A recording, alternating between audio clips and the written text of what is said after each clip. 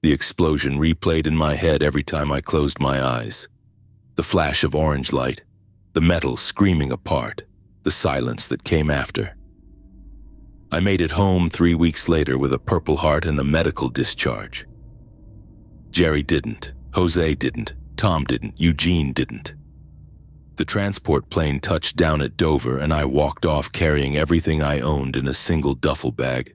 My right leg still moved wrong from the shrapnel and my hearing cut in and out like a broken radio. But I walked off that plane when 4 of my brothers got carried off in flag-draped boxes. Felix picked me up at the airport. My cousin looked older than I remembered, worry lines carved around his eyes that hadn't been there when I left. He kept glancing at the scar that ran from my right temple down to my jaw, trying not to stare. "Good to have you back, Mario." I nodded. Didn't trust my voice yet. The drive to his house passed in silence, broken only by his attempts at conversation. He asked about the flight, about whether I needed anything, about whether I wanted to stop for food. I answered in single words or head movements. Every question felt like it came from underwater. Felix had cleared out his spare room for me. Clean sheets, fresh towels, a lamp on the nightstand and curtains that blocked out the morning sun. He'd even put some of my old stuff from before deployment on the dresser. High school baseball trophies, a photo of me and the squad from basic training, all of us grinning like idiots. I turned that photo face down and never looked at it again.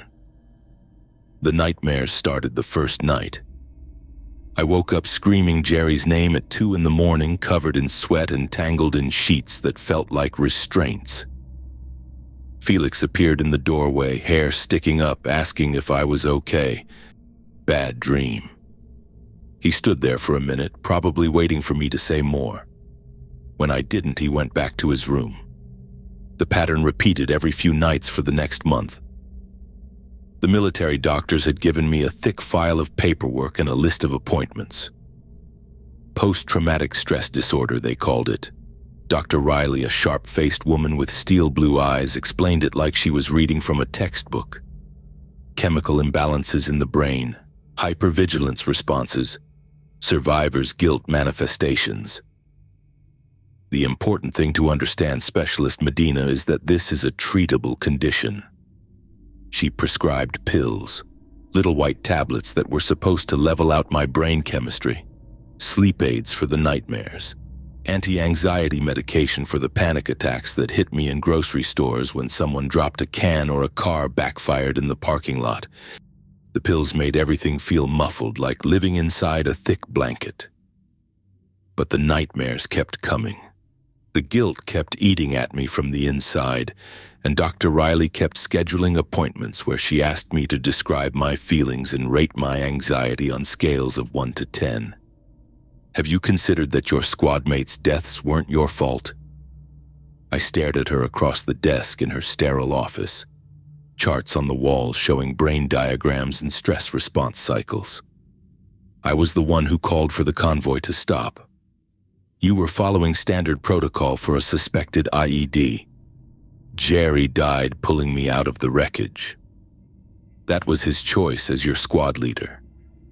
She didn't get it. None of them got it. They wanted to fix me with talk therapy and medication adjustment. But you can't fix the fact that 4 better men died while I lived. You can't therapy your way out of that math. After 6 months of appointments and medication adjustments that changed nothing, they gave me an honorable discharge and a disability rating, thanked me for my service and sent me into the civilian world with a handshake and a folder full of veteran support resources. Felix helped me find my first apartment, a 1-bedroom place above a pizza shop that smelled like oregano and cheese at all hours. He helped me move in my few belongings and offered to stay for dinner. I told him I needed to get settled on my own. You know you can call me, right? For anything. Yeah. I didn't call. The job search lasted 3 weeks. Construction work seemed like a good fit. Physical labor, clear objectives, no complicated social dynamics. The foreman, a sun-weathered guy named Rick, hired me on the spot when he saw my military background. We need guys who show up on time and know how to follow orders. For 2 months it worked. I arrived early, did my work, kept my mouth shut. The other guys eventually stopped trying to include me in their lunch conversations or after-work drinks. I preferred it that way. Then a nail gun misfired on the job site. The sharp crack of the pneumatic discharge hit me like a physical blow.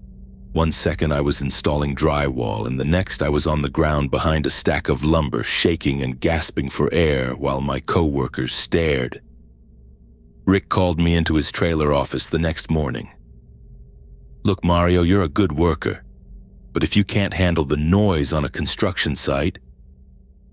I saved him the trouble and quit before he could fire me. The next job lasted 5 weeks. Security guard at an office building downtown. Quiet work, mostly checking badges and watching monitors. But the uniform felt wrong. The radio chatter reminded me too much of military communications. And when teenagers skateboarded past the building, the sound of wheels on concrete made my hands shake. Felix called every few weeks to check in. Sometimes I answered. Sometimes I let it go to voicemail and listened to his messages days later. "Hey Mario, just wanted to see how the new job's going. Give me a call when you get a chance." "Mario, it's Felix. Haven't heard from you in a while. I'm making dinner Sunday if you want to come over." "Mario, Kelly Francis from Veteran Services called me, said you missed your appointment again. You need to call her back." I stopped returning the calls. Stopped going to the appointments. Stopped taking the medication that wasn't working anyway. The jobs became a blur. Warehouse work, delivery driver, night shift janitor. Each one lasted a few weeks or months before something triggered me or I just stopped showing up. Employers don't like hiring guys who disappear without notice, and my resume started looking like a warning sign. Felix kept offering help. Money when I couldn't make rent. Connections through his work friends who might be hiring. A room at his place when I got evicted from the apartment above the pizza shop. You don't have to go through this alone. But I did. Because Jerry went through dying alone. Jose went through dying alone. Tom and Eugene went through dying alone while I got pulled out of that wreckage still breathing. I moved into a studio apartment in the worst part of town. Thin walls, broken air conditioning, neighbors who played music until 3 in the morning. It was what I deserved.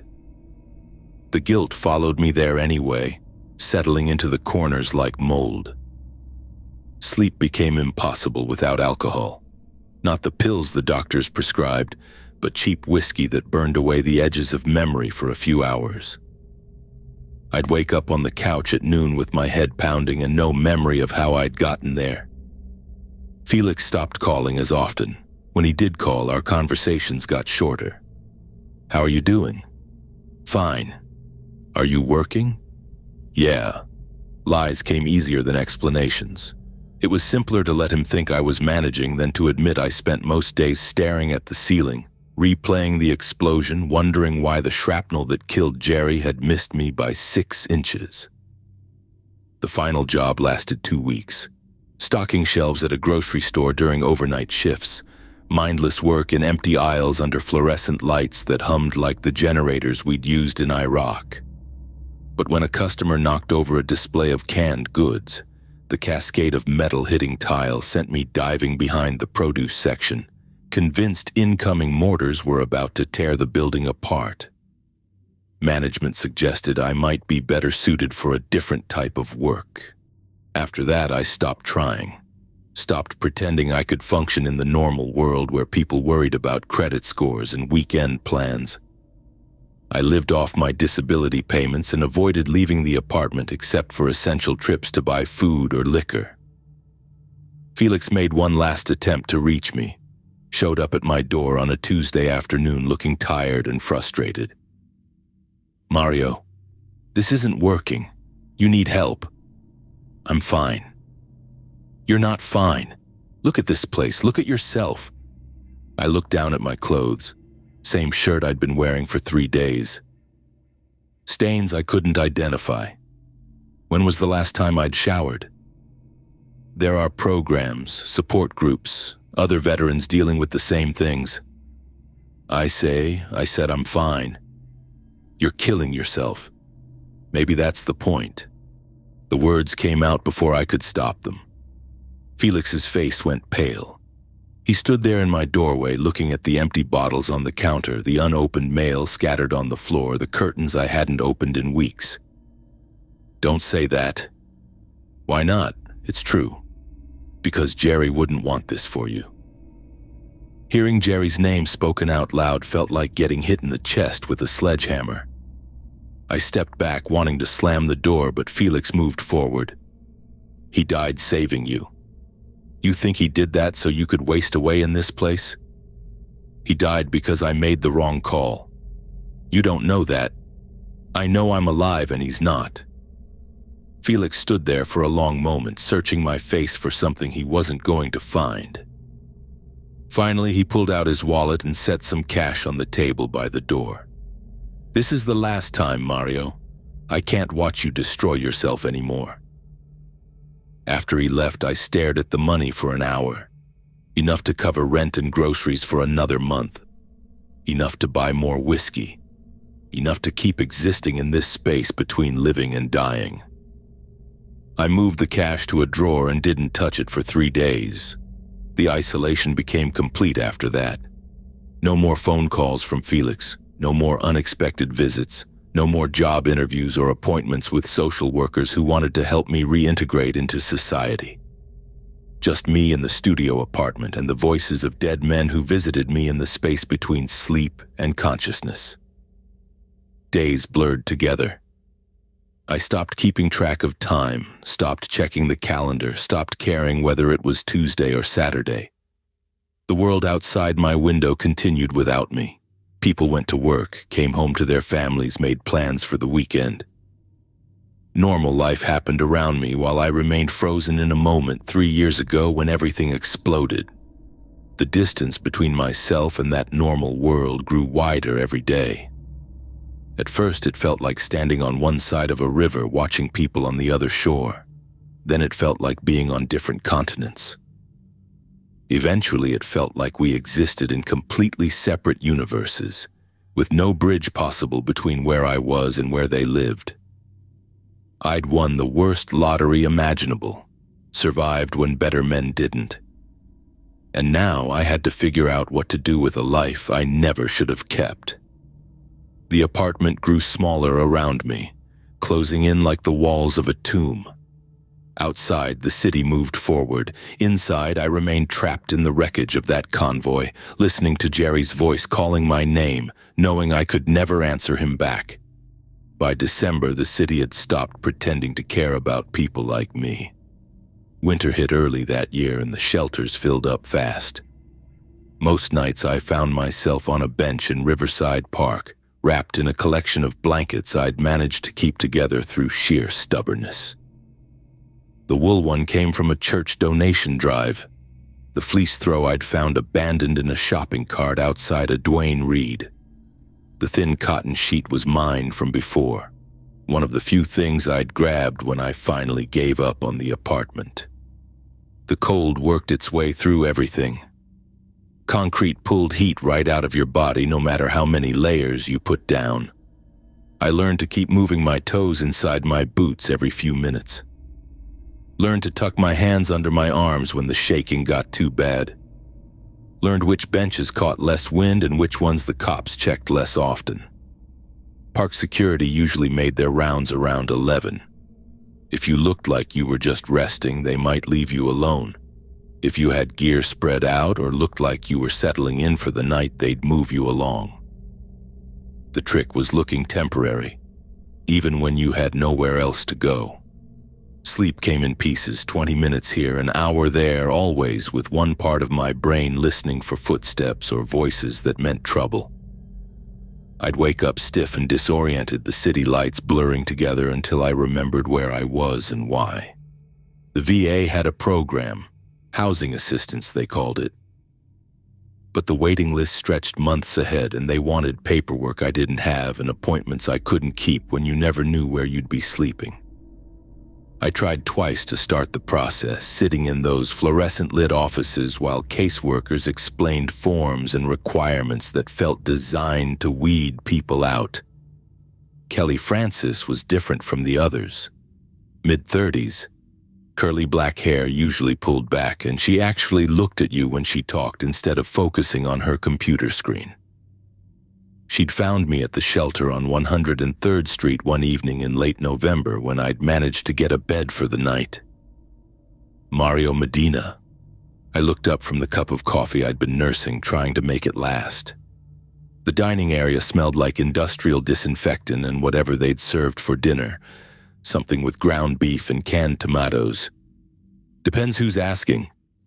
She sat down across from me without waiting for permission, which most people wouldn't do. Social workers, cops, medical staff, they usually kept their distance unless they had to get close. I'm Kelly Francis with Veteran Services. I've been trying to track you down for a few weeks. Don't need tracking. You missed your appointment in October for the Housing Assistance Program. I'd forgotten about that. Time moved differently when you spent your days figuring out where to eat and where to sleep. October felt like last year. Had somewhere else to be. Mario. She leaned forward slightly, lowering her voice. You qualified for the program, emergency placement. That doesn't happen often. Emergency placement meant they'd found me a room somewhere, probably shared with 3 other people in a converted hotel that smelled like mold and cigarettes. It meant case managers and check-ins and rules about when you could come and go.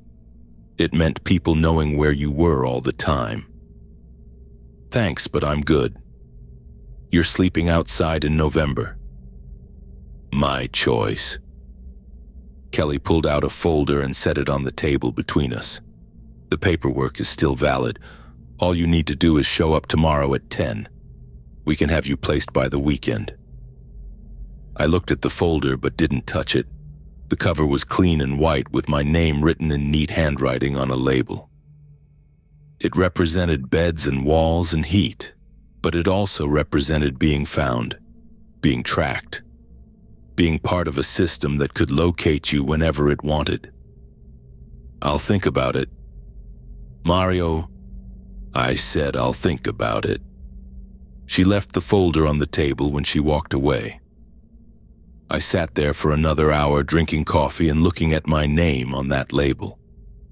Eventually, one of the shelter staff came over to clear the table, and I let them throw the folder away with the paper plates and plastic cups. I never showed up to the appointment.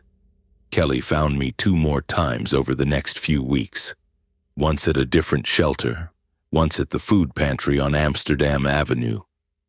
Each time she had the same folder, the same offer, the same patient expression when I told her no. After the 3rd time, she stopped looking. By mid-December, the cold had teeth, the kind of weather that made your bones ache and turned your breath into white clouds that hung in the air. I'd been rotating between 3 different benches, trying to stay ahead of the security patrols and the other people who'd claimed their own spots. The bench near the playground was the best. It had a concrete wall behind it that blocked some of the wind, and the overhead light was broken, which meant less attention from people walking by. I'd spread my blankets out around 9 that night, settling in for what I hoped would be a few hours of sleep before the cold got too bad. Traffic sounds carried from the street, muffled by the trees. A dog barked somewhere in the distance. The city never really went quiet, even late at night, but the park had its own rhythm, different from the chaos of the streets. I must have dozed off because the next thing I knew, footsteps were crunching through the frozen grass nearby. Slow, deliberate steps, not the quick pace of someone cutting through the park to get somewhere else. I kept my eyes closed and my breathing steady. Sometimes people would walk by, see the pile of blankets, and keep going. Sometimes they'd call security. Sometimes they'd stop and cause problems.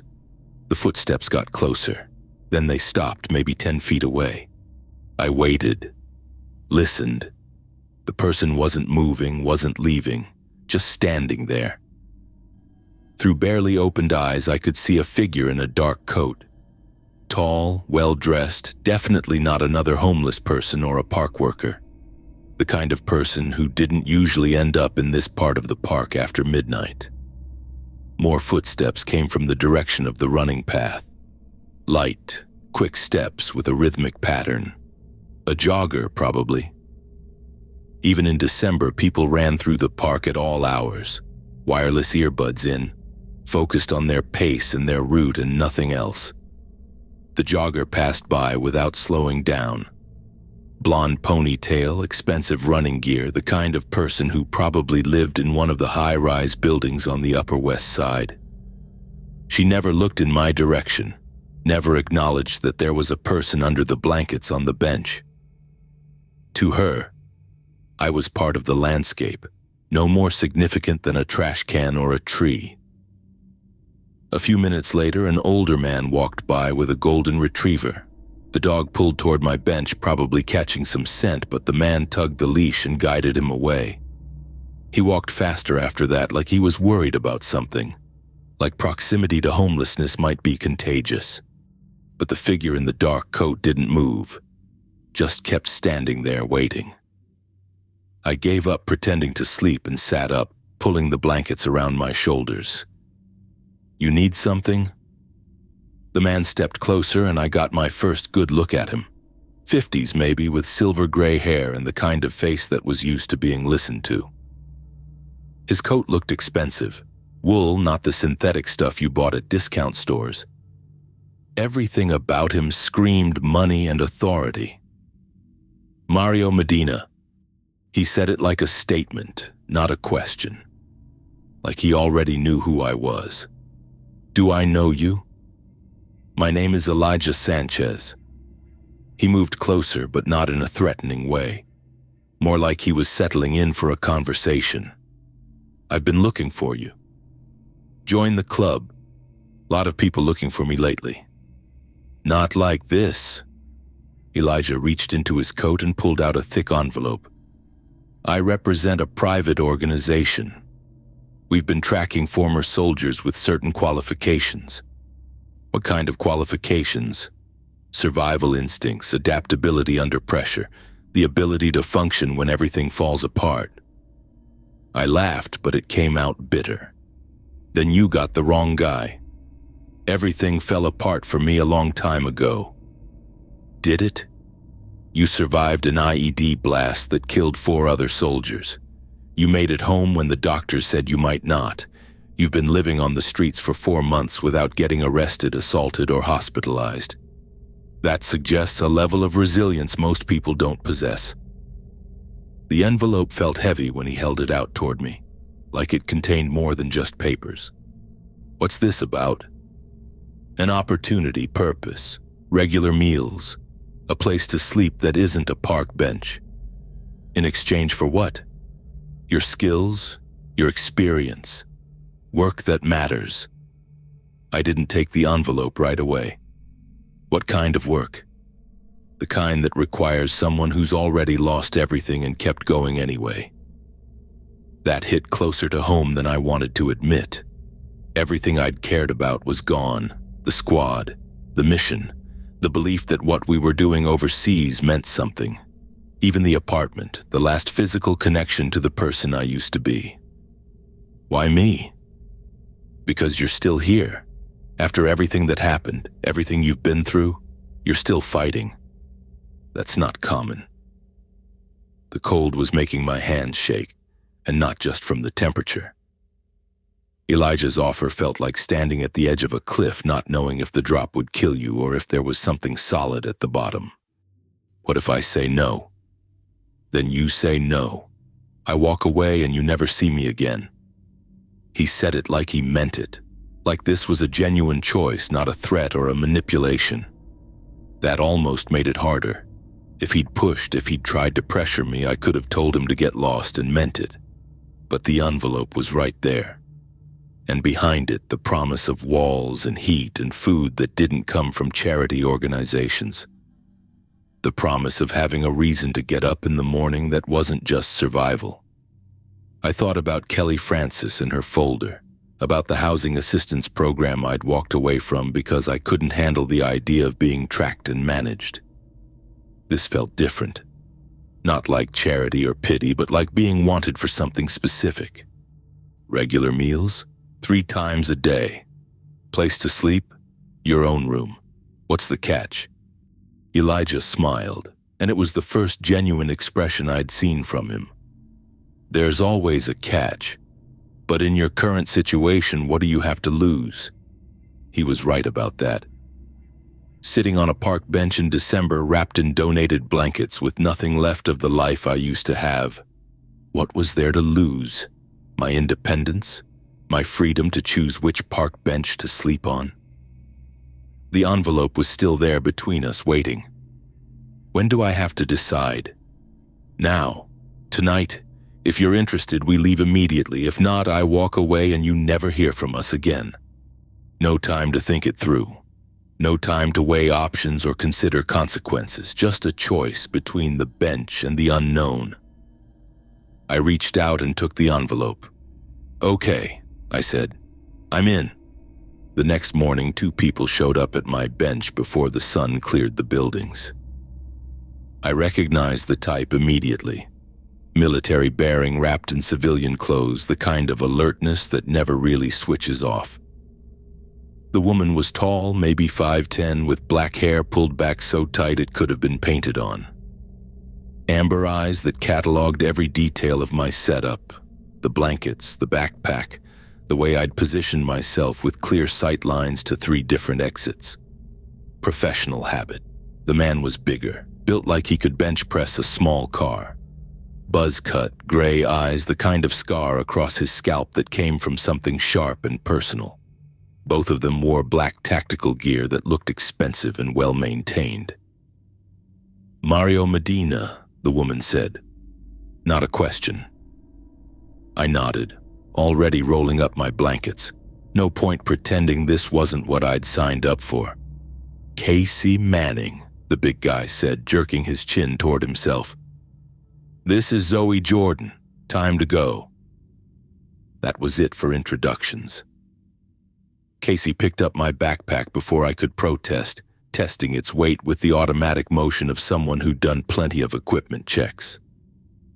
Zoe stayed 3 steps back and to the side, watching the street while I gathered the rest of my gear. The SUV was black, tinted windows, the kind of vehicle that screamed federal money. Casey drove while Zoe rode shotgun, both of them running constant security checks through their mirrors. I sat in the back and watched the city slide past, wondering if I'd ever see it again. We didn't talk during the ride to the airport. These weren't people who made small talk. The jet was waiting on a private runway, unmarked except for a registration number I didn't bother memorizing. Small enough to be discreet, big enough to have range.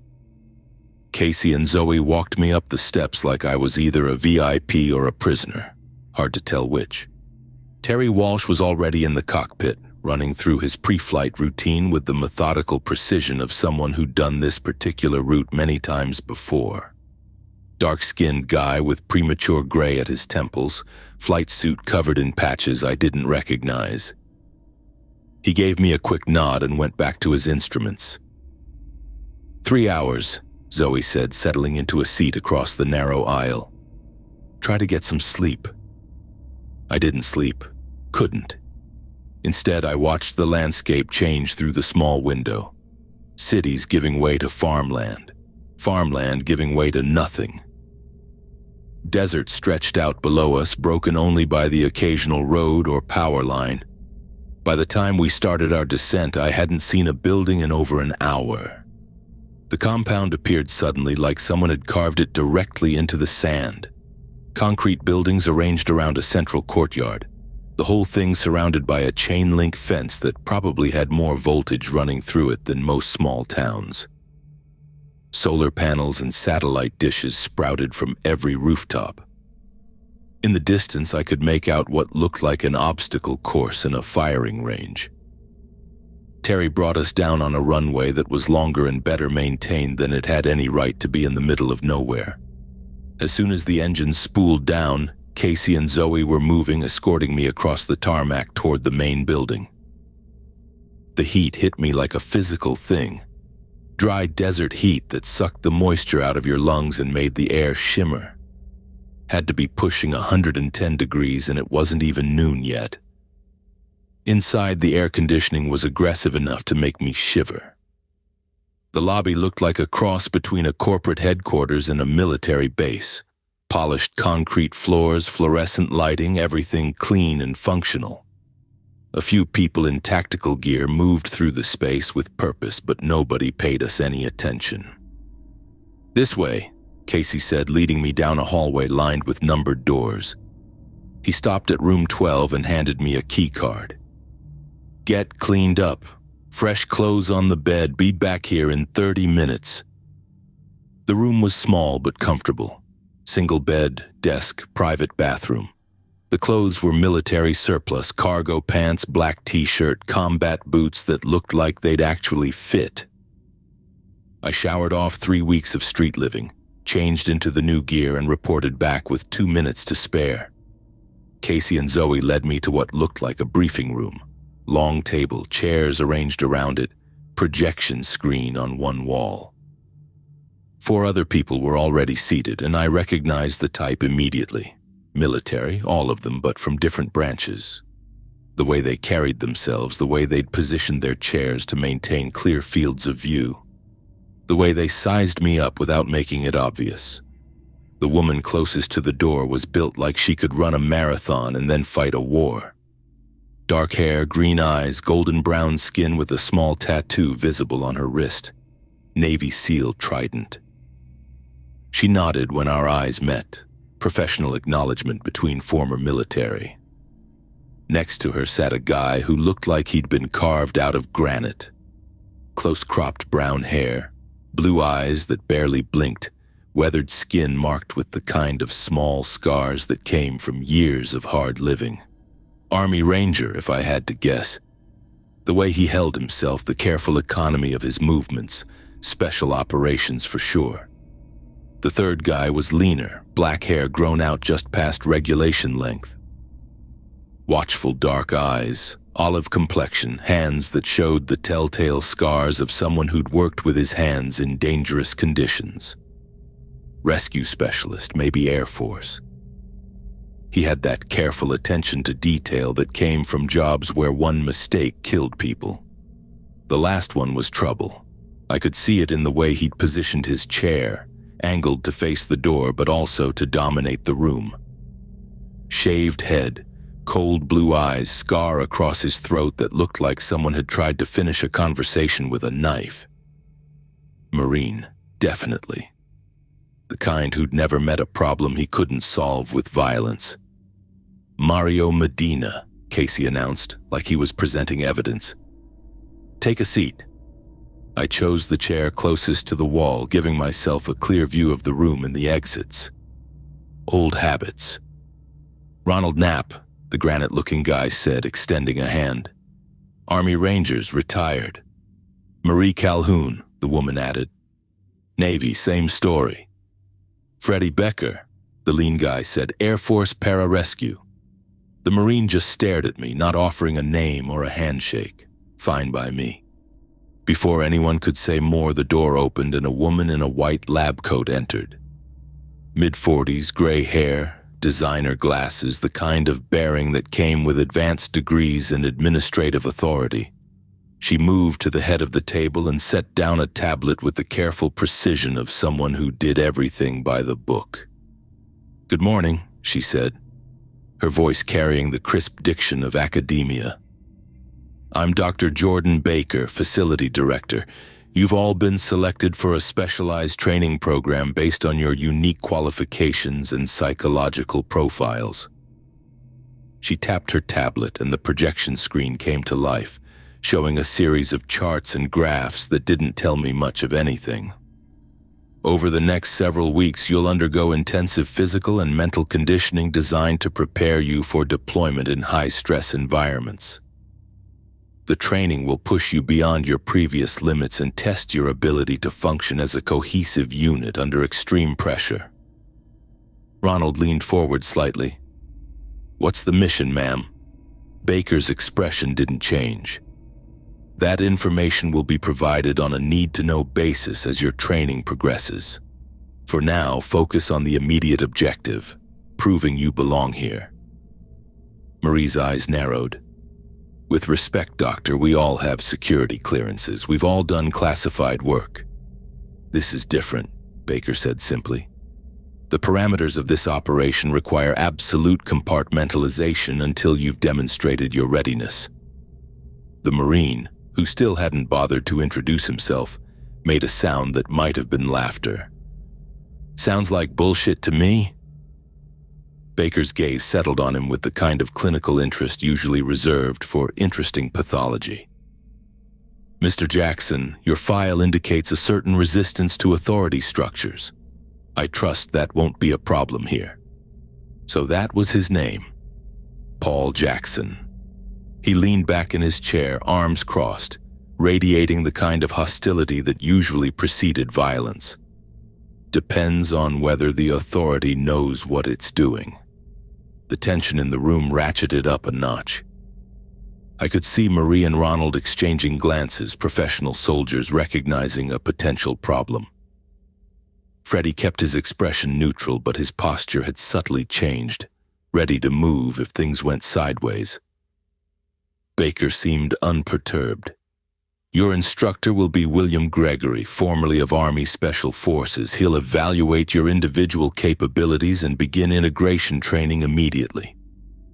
"Questions?" "Yeah," Paul said, his voice carrying a Marine's particular brand of contempt. "What's his story?" He jerked his chin toward me. "Rest of us have actual qualifications. What's the charity case bring to the table?" The words hit exactly where they were meant to. I felt something cold and familiar settle in my stomach, the same feeling I'd had in that convoy right before everything went to hell. "Mr. Medina's qualifications are not your concern," Baker said, but I could see something in her expression that suggested she might be wondering the same thing. "Bullshit," Paul continued, warming to his theme. "We're supposed to trust each other with our lives, and nobody wants to explain why we're carrying dead weight." Ronald cleared his throat. "Jackson, maybe dial it back a notch." "No, I want to know." Paul turned to face me directly, and I could see the calculation in his eyes. Testing for weakness, looking for the crack he could widen. "What unit were you with, Medina? What's your specialty, or are you just here because you look good on paper?" I met his stare and didn't blink. "Infantry. 3 tours good enough for you?" "Infantry," he repeated like it was a dirty word. "Grunt work. What else?" The smart play was to de-escalate, keep my mouth shut, let it pass, prove myself through actions instead of words. But something about his tone, about the way he was enjoying this, made the decision for me. "Purple Heart," I said quietly. "Medical discharge. Convoy got hit outside Kandahar. I walked away. 4 good soldiers didn't." The room went very quiet. Paul's expression changed, shifting from mockery to something that might have been interest. "Survivor's guilt," he said, like he was diagnosing a medical condition. "That what we're dealing with here? Broken soldier looking for redemption?" Marie started to say something, but I cut her off. "Something like that." Paul smiled, and it wasn't a pleasant expression. "This is going to be fun." Before anyone could respond, the door opened again and a man in BDUs entered. Tall, lean, the kind of presence that immediately commanded attention. William Gregory, presumably. He had the look of someone who'd spent serious time in serious places, and his eyes cataloged each of us with professional efficiency. "Gentlemen, lady," he said, his voice carrying the authority of someone accustomed to being obeyed. "Welcome to hell. Follow me." 3 months of training had changed me in ways I hadn't expected. Not the physical part. My body had already been broken down and rebuilt once before in the army. Muscle memory kicked in fast enough. But something else had shifted during those endless drills and exercises. The nightmares came less often. Jerry's voice still called to me some nights, but not every night. Maybe staying busy helped. Maybe having a purpose again made the difference. Michelle Black walked into the briefing room like she owned it. Probably did, in all the ways that mattered. She wore a charcoal business suit that looked expensive but practical, the kind of outfit that said she could run a board meeting or coordinate a military operation with equal efficiency. Her auburn hair was cut short enough to stay out of her way, but long enough to remind you she wasn't trying to be one of the guys. "Sit down," she said, not bothering with pleasantries. Marie dropped into the chair beside me. The others filed in behind us. Ronald looked nervous, which was normal for him. Freddie kept checking his gear, also normal.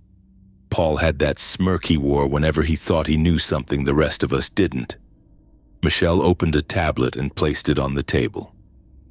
The screen showed a map, but not like any I'd seen before.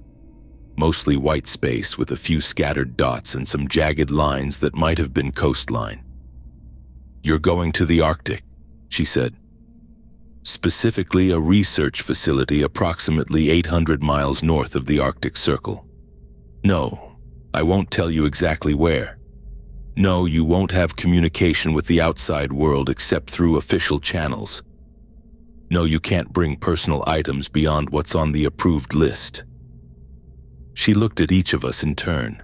When her eyes met mine, I saw the kind of calculation that came from years of making decisions where people's lives hung in the balance. "The facility has been operational for 18 months. Your job is security. You'll work in pairs on rotating shifts. You'll follow orders without question. You'll maintain operational security at all times." Paul raised his hand. "What exactly are we securing?" "You'll find out when you get there. But..." "Next question." Ronald cleared his throat. "How long is the deployment?" "Indefinite." The room went quiet. Indefinite meant they weren't planning on rotating us out anytime soon. Or maybe ever. I'd signed up for this knowing it might be a one-way trip. The others were probably just figuring that out. Michelle stood up and closed the tablet. "Transport leaves in 2 hours. Get your gear and report to the airfield." She walked out without another word. Marie turned to me, cheerful. "Yeah." We gathered our equipment from the lockers. Everything fit into a single duffel bag. 3 months of training, and my entire life still packed into 30 pounds of military surplus. Some things never changed. The airfield was smaller than I'd expected. One runway, a handful of buildings, and a twin-engine aircraft that looked like it had seen better decades. The pilot was waiting beside it, running through some kind of pre-flight checklist. He was tall and lean, with black hair going gray at the temples and the kind of calm expression that meant he'd flown through worse weather than anything nature could throw at him today. "Terry Walsh," he said when we approached. "I'll be your taxi driver." His handshake was firm but brief. He looked at each of us with the professional assessment of someone who needed to know exactly how much weight he was carrying and where everyone would sit. "First time in the Arctic?" he asked. "Yeah," Marie answered for all of us. "You'll love it. Nothing but white for 1,000 miles in every direction." He gestured toward the plane.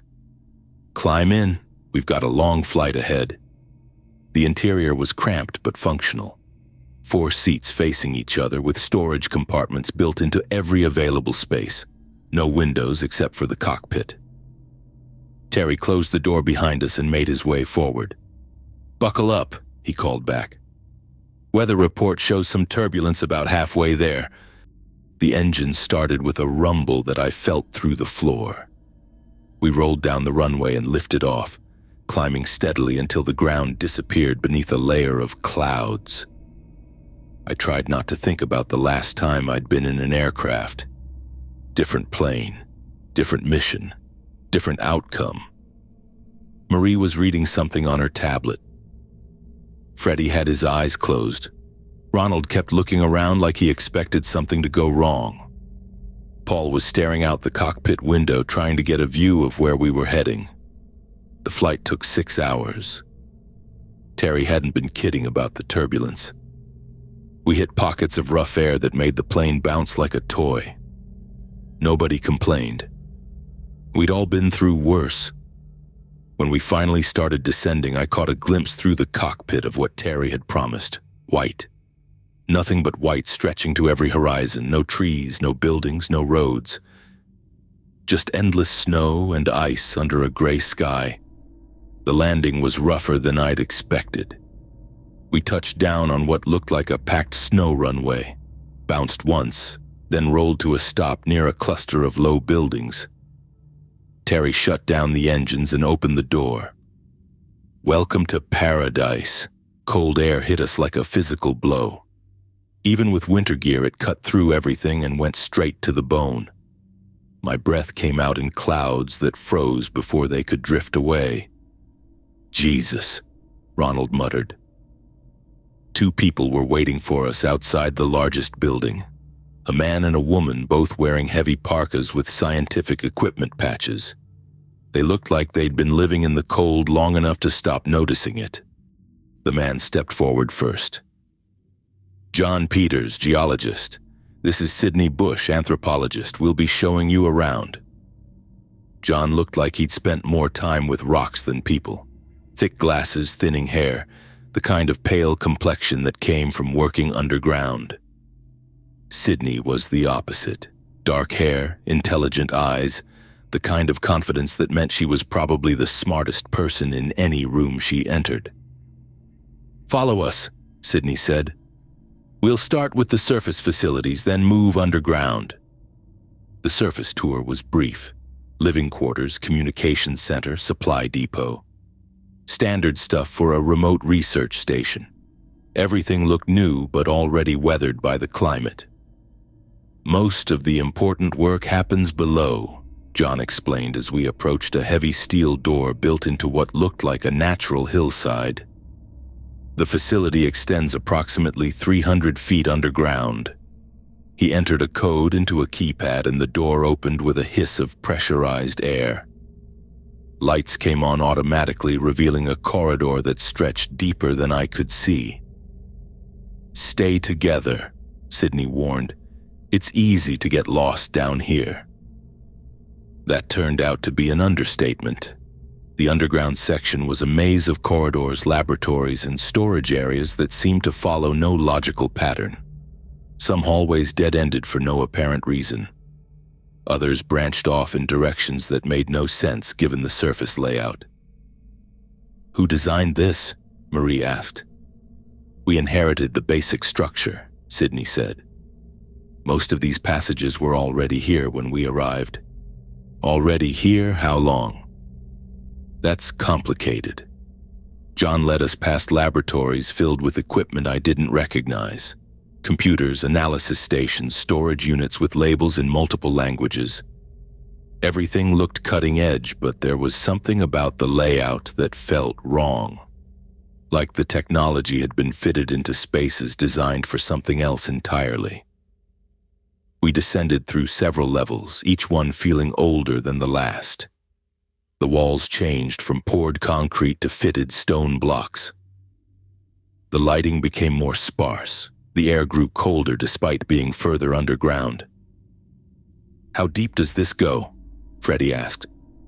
We're still mapping the lower levels, John said. New passages turn up regularly. Finally, we reached a corridor that ended in what looked like a massive circular chamber. Sidney stopped at the entrance and gestured for us to wait. This is why you're here, she said. I stepped into the chamber and stopped dead. The door took up the entire far wall, 20 feet tall, maybe more, carved from some kind of dark stone that seemed to absorb the overhead lighting. But it wasn't the size that made me stare, it was the carvings. Symbols covered every inch of the surface, not words or letters, but something else entirely. Geometric patterns that hurt to look at directly, shapes that seemed to move when I wasn't focusing on them, lines that connected in ways that made my eyes water. "What the hell is that?" Paul whispered.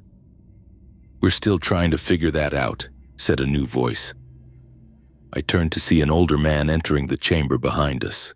Tall, distinguished with white hair and the kind of bearing that meant he was used to being the smartest person in the room. He wore a heavy coat over what looked like expensive civilian clothes. "Professor Robert Sullivan," he said, extending his hand. "I've been studying these markings for the better part of 2 years, and they predate any known human civilization by several thousand years, possibly more."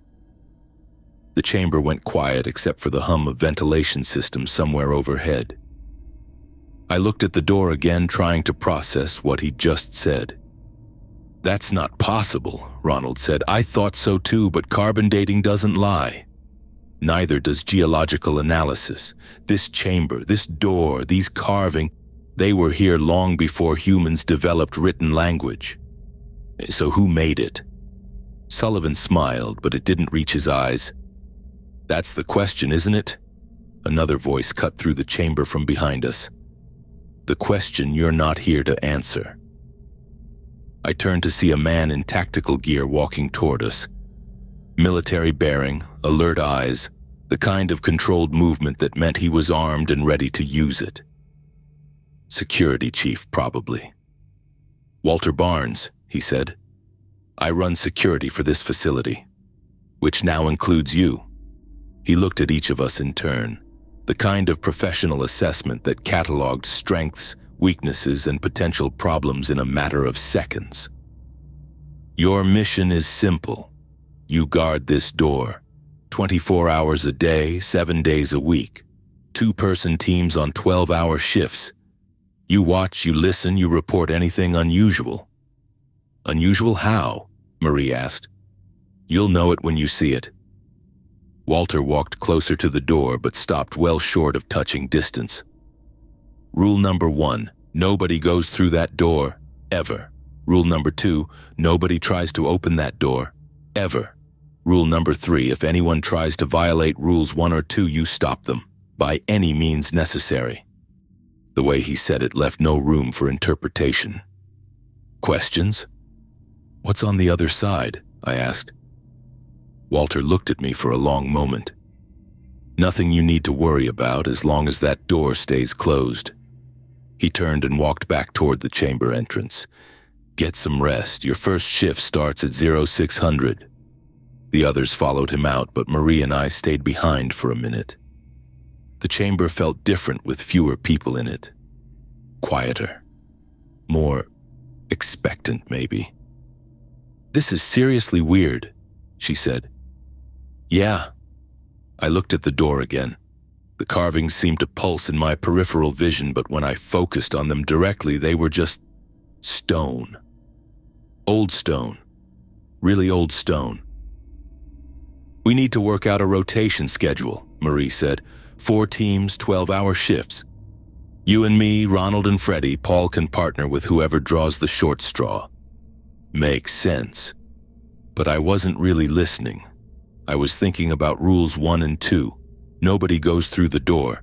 Nobody tries to open it.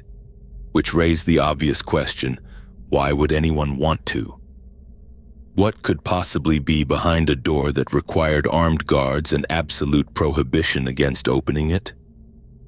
What was so important that they'd bring us 800 miles north of civilization just to stand watch over it?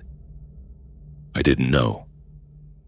But something told me I was going to find out whether I wanted to or not. The dream started on the 3rd night. Not just mine, everyone's.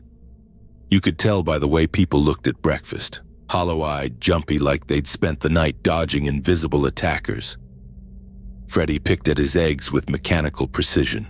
Ronald stared at his coffee until it went cold.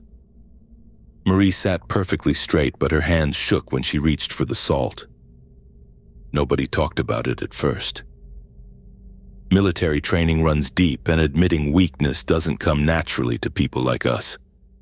But the signs were obvious if you knew what to look for. The way Paul kept checking over his shoulder. How Ronald's jaw muscles worked constantly, like he was grinding his teeth. The fact that Marie had stopped making eye contact entirely. I wasn't immune. The visions came every time I closed my eyes, vivid and wrong in ways that made my skin crawl.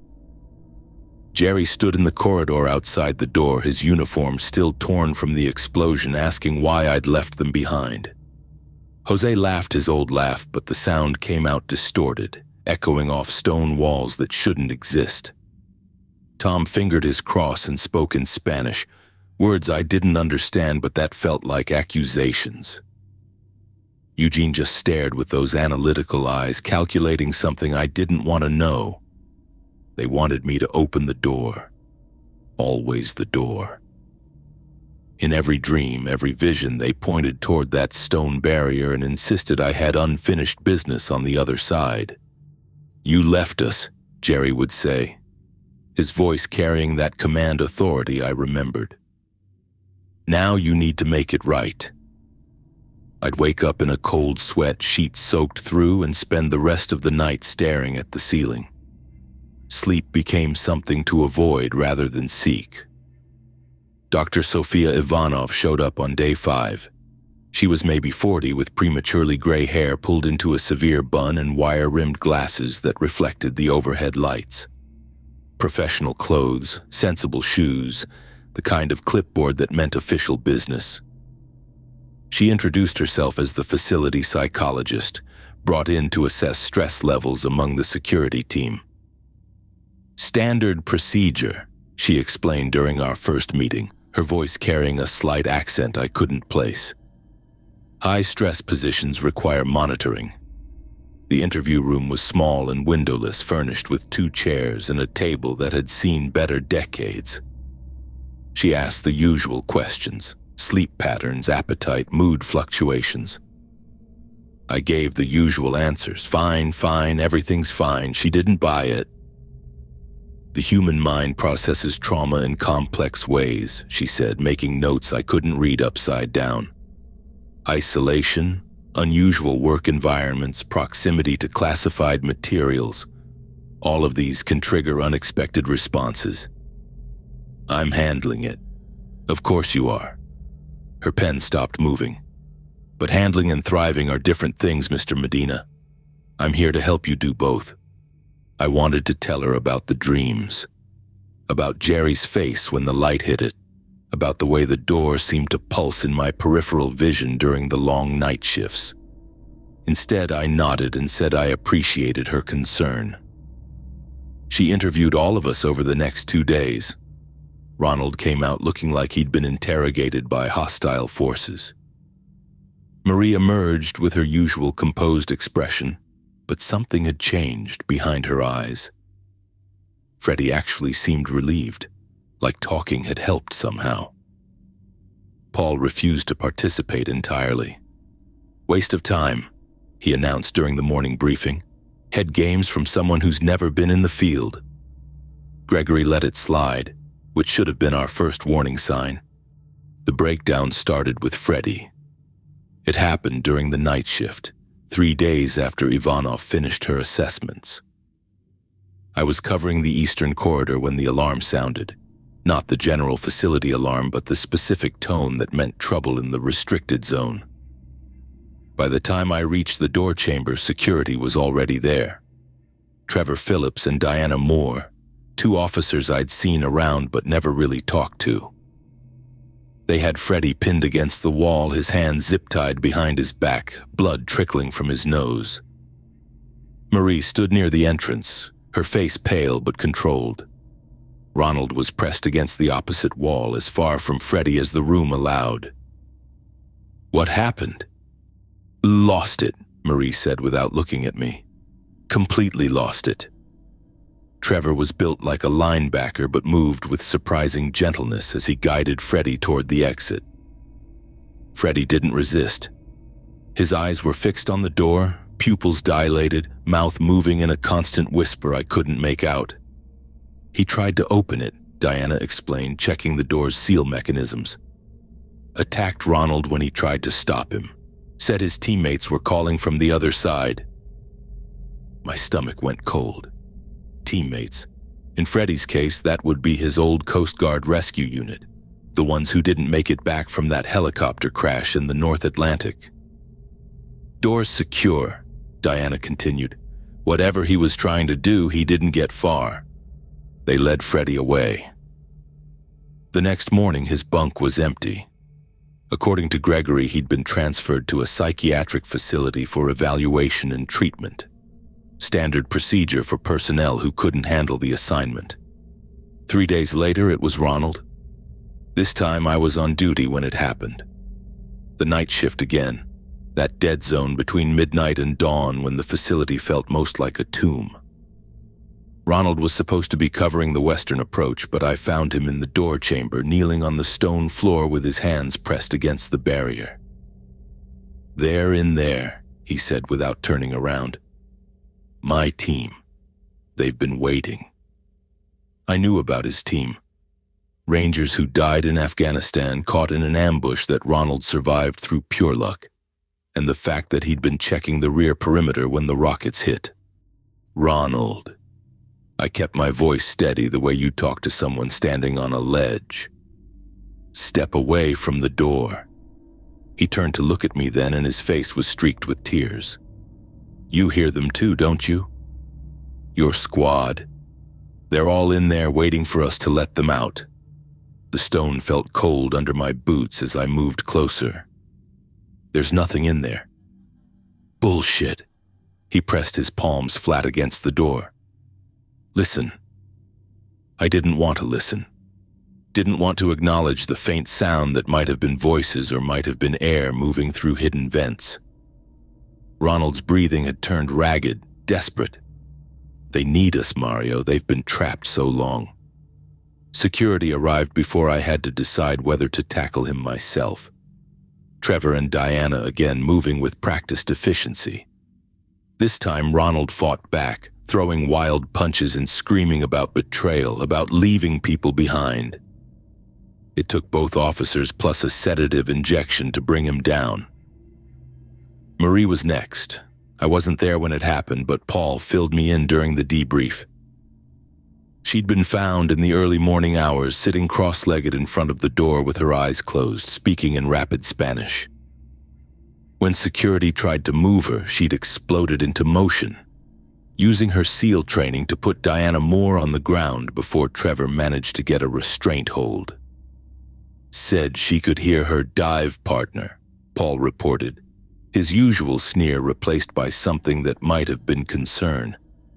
"Woman who died during some classified underwater mission. Kept saying the water was calling her home." 3 down. Just Paul and me left. I thought Paul would be immune. The man was a walking fortress of aggression and attitude, too angry to be vulnerable to whatever was affecting the rest of us. I was wrong.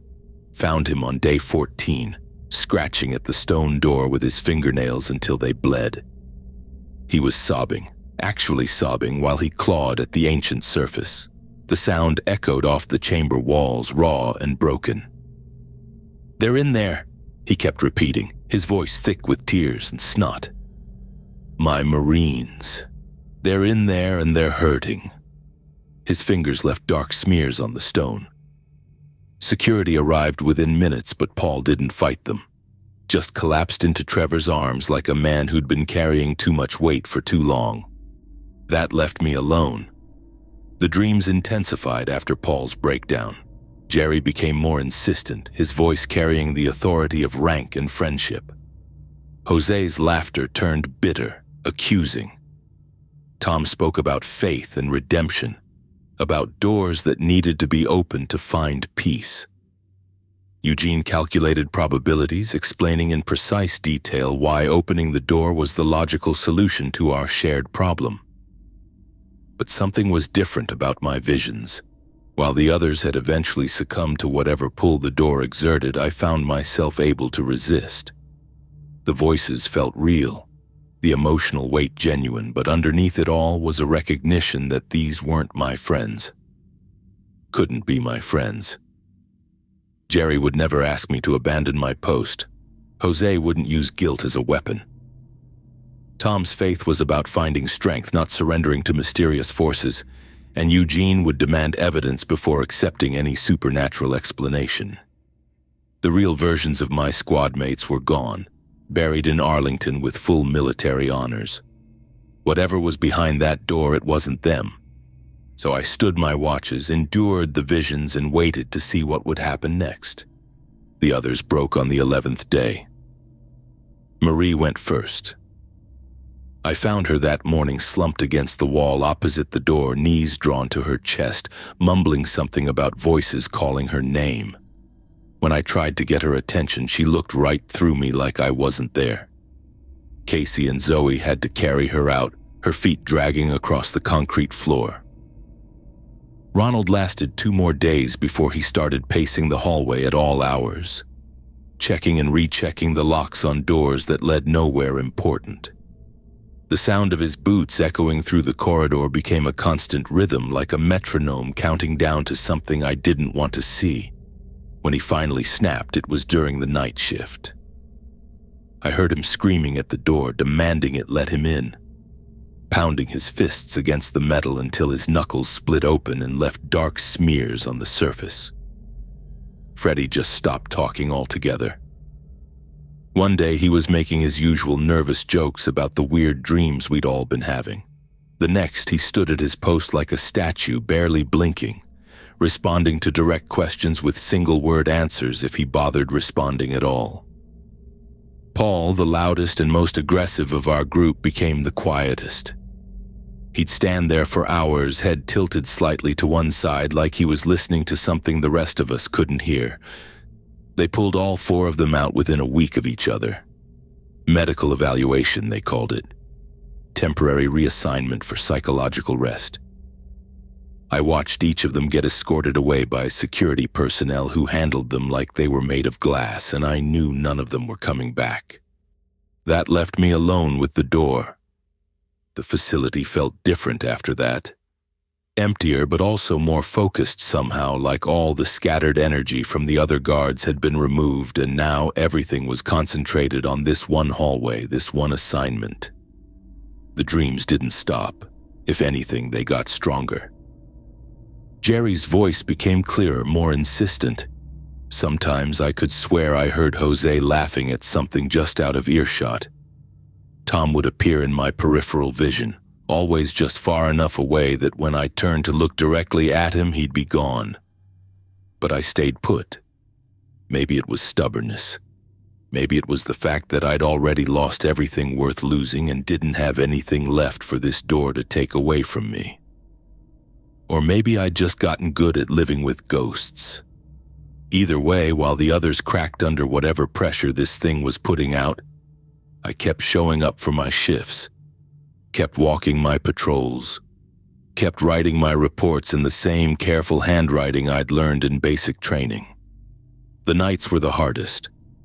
That's when the door seemed most active, when the temperature in the hallway would drop just enough to make me pull my jacket tighter, when the fluorescent lights would flicker in patterns that almost looked deliberate. I'd stand there in the artificial twilight, listening to sounds that might have been the building settling or might have been something else entirely, and I'd think about Iraq, about convoy routes and improvised explosive devices and the split second between normal and catastrophe. The difference was, this time I knew what I was up against. This time I wasn't 19 years old and convinced I was invincible. This time I understood that survival meant accepting the fear without letting it make decisions for you. 3 weeks into my solo assignment, I heard vehicles approaching the facility. Multiple engines, heavy tires on gravel, the organized sound of a convoy that knew exactly where it was going. I was halfway through my morning shift when Casey appeared at the end of the hallway, looking more relieved than I'd seen her since we'd arrived. "Replacements are here," she said. "Stand down, Medina. You're getting relieved." I followed her outside to find a collection of black SUVs parked in the same formation our original transport had used months ago. The rear doors opened in synchronized precision, and 6 people climbed out wearing the same type of tactical gear our security team used. Professional, alert, moving with the kind of coordination that comes from working together long enough to anticipate each other's actions. The woman leading them was tall, maybe 5'8", with auburn hair pulled back in a regulation bun and the bearing of someone accustomed to command. She approached Casey first, exchanged some kind of identification, then turned her attention to me. "Sergeant Medina," she said. Her voice carried a slight southern accent, controlled but not completely suppressed. "I'm Captain Olivia Jackson. I understand you've been holding down the fort." "Yes, ma'am." She studied my face with the kind of professional assessment I remembered from military medical evaluations. Taking inventory, looking for signs of stress or breakdown, trying to determine if I was still functional, or if I needed immediate intervention. "How are you feeling?" "Tired," I said, "but operational." Jackson nodded like that was exactly what she'd expected to hear. Behind her, the other guards were unloading equipment from the vehicles, setting up what looked like a more permanent command structure than what we'd been working with. Better communication gear, more sophisticated monitoring equipment, the kind of setup that suggested this assignment was going to last longer than anyone had originally planned. "We'll take it from here," Jackson said. "You've done excellent work." The handover took less than an hour. I walked Jackson through the patrol routes, the observation points, the daily reporting procedures, showed her where the environmental controls were located, how to operate the communication system, what to watch for in terms of the door's behavior. She listened without interruption, taking notes in a small tactical notebook, asking only the questions necessary to ensure continuity of operations. When we finished, she walked me back to the main entrance where Casey was waiting with a vehicle. "Get some rest, Sergeant," Jackson said. "I have a feeling you've earned it." The ride back to the administrative building took 20 minutes through the same pine forest we'd driven through on arrival.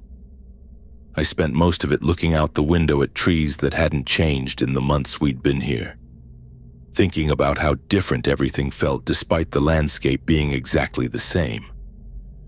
The facility looked smaller from this distance, less imposing somehow. Just another collection of concrete structures built for purposes that most people would never need to understand. Elijah Sanchez was waiting for me in the same conference room where he'd first briefed our group. He'd traded his suit jacket for a dark sweater, but his posture and expression remained exactly as composed as I remembered. The table between us held 2 cups of coffee and a manila folder that he didn't touch during the first 10 minutes of our conversation. "How do you feel?" he asked. Same question Jackson had posed, but coming from Elijah, it carried different weight. This wasn't a medical evaluation or a welfare check. This was something more personal, more specific to whatever had just happened during those 3 weeks of solo duty. "Different," I said. "How so?" I took a sip of the coffee, buying time to figure out how to put it into words. The caffeine tasted better than anything I'd had in weeks, probably because it wasn't being consumed during a night shift in a fluorescent-lit hallway while something invisible tried to get inside my head. "It's hard to explain," I said. "The door, whatever it is, it kept trying to show me things, make me remember things. But after a while, I realized it wasn't showing me anything new, just the same stuff I'd been carrying around since Iraq. The difference was, this time I didn't have to run away from it."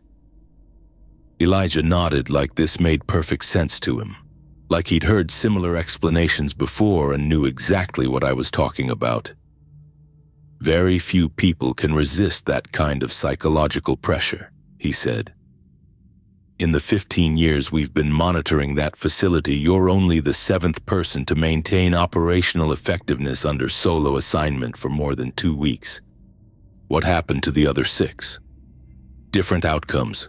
2 accepted permanent positions with our organization. 3 requested transfer to other assignments.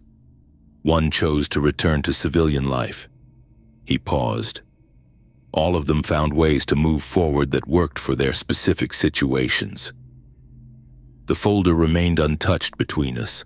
I found myself looking at it more than at Elijah, wondering what kind of paperwork came after 3 weeks of standing guard over something that existed specifically to mess with people's heads. "We'd like to offer you a permanent position," Elijah said. "Full benefits, salary commensurate with your demonstrated abilities, opportunities for advancement within our security division. The work would be similar to what you've just completed, but with better support structure and more varied assignments." "What kind of assignments?" "The facilities like the one you've been guarding.